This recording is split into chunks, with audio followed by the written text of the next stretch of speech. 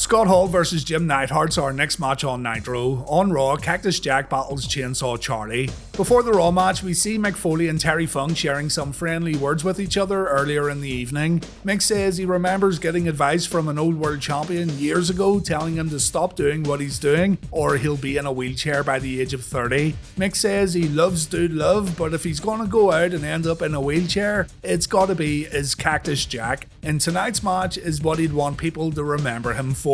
Terry Funk says the winner of this next match will be known as the King of the Hardcores. Funk wants to go out as a hardcore wrestler and he's got a chance to get hardcore in the ring tonight. So while Terry loves Mick as a son, shits on tonight. The two joke that maybe both of them will get taken out for good in our next Raw match. So there's certainly some anticipation being built up for this one. Before Cactus makes his entrance, he says, "Terry, that's not a garbage can, here's a garbage can," and Mick wheels a fucking dumpster out of the stage. Terry's master plan of sneaking up behind Cactus and taking him out with a chair shot wasn't a good one. Mick takes the chair away and Terry takes a few shots to the ribs. Mick then busts a garbage bag across Funk's back and the Funker takes a double arm DDT on the rampway. Jim Ross then announces the No Way Out main event. These two right here, along with Owen Hart and Steve Austin, versus D-Generation X and the New Age Outlaws. Cactus drops a ladder on Chainsaw Charlie, and Charlie counters a suplex attempt with an inside cradle on the rampway. The two roll down to the ring before getting to their feet, and Mick takes a few right hands before Terry starts filling up the ring with garbage cans. Again, Funk's master plan doesn't work out too well because it's Mick who makes use of those garbage cans, and Terry takes some serious shots.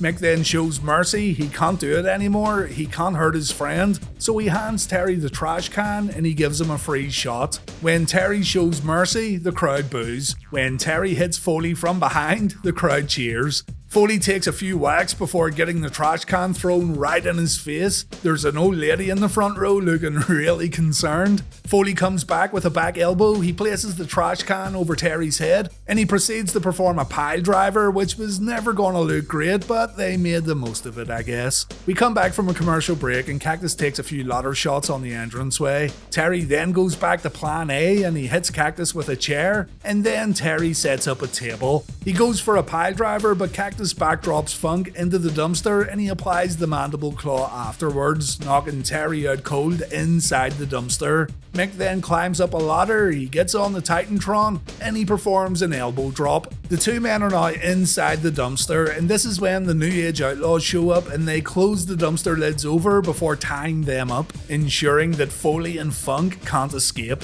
After debating what to do next, Gunn and James decide to push the dumpster off the stage and the crowd goes nuts. The Outlaws celebrate, but they stop celebrating when they realise they could have gone a step too far this time. On Raw, shit has completely hit the fan as almost every staff member on hand comes out to check on Cactus Jack and Chainsaw Charlie, while the Outlaws' regret slowly turns into fear for what they've just done. The WWF spent a lot of time on this, by the way. This takes up a large portion of the Raw broadcast in hopes of making it feel as real as possible. And I do remember watching this as it happened. They take commercial breaks while Foley and Funk get attended to. Looking back now, the dumpster fall doesn't look too dangerous, and that's maybe because we're desensitized to this kind of thing, but back then they made a big deal out of this, and the commentators done a great job of making the bump seem way worse than what it was. Jim Ross compares it to a car crash, and he gives one of my favourite Jim Ross lines of all time when he says, "There's some idiot out there saying, well, they learn how to fall." Vince McMahon shows up and the Outlaws explain they didn't mean to hurt Mick and Terry so bad, and their spot just didn't turn out as planned. Vince is angry, the superstars are angry, and when Mick and Terry get pulled out and put on a stretcher, Flash Funk loses it.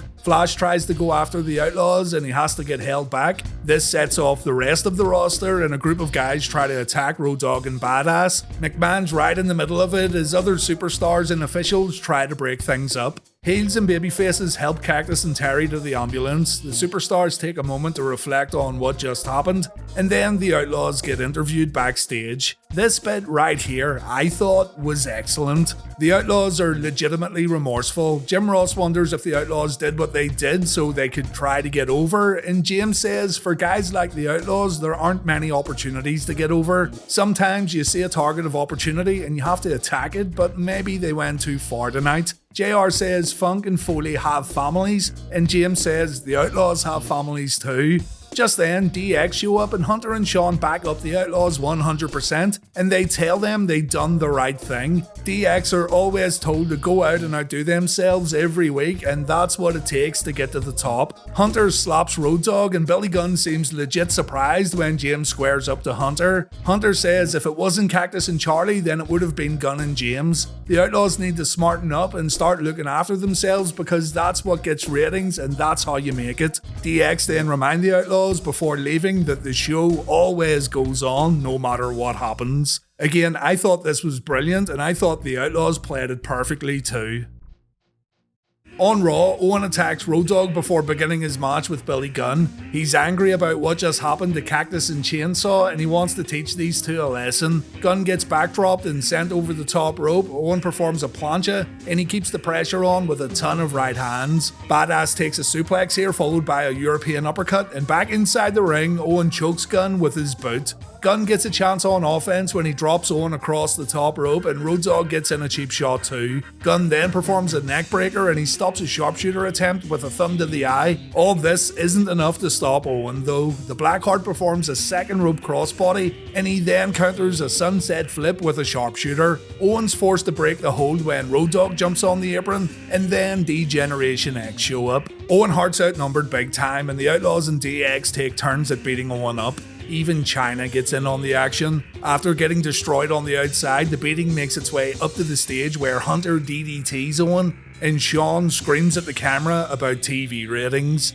DX then tell the Outlaws this is the time to prove themselves. It's time to throw Owen off that fucking stage. Road Dogg and Badass lift Owen up and they swing him over the stage. They're about to let go on the count of 3, but officials run in and stop an absolute disaster taking place inside the war zone. Sean shouts at Gunn and Road Dogg that this is what it takes. The Outlaws have to keep pushing the envelope and taking things further. The Outlaws though seem a little apprehensive as DX scream in their faces. Michael Cole calls in from the hospital and he says doctors are now looking over Cactus and Chainsaw. Once there's more information available, Michael Cole will call back in.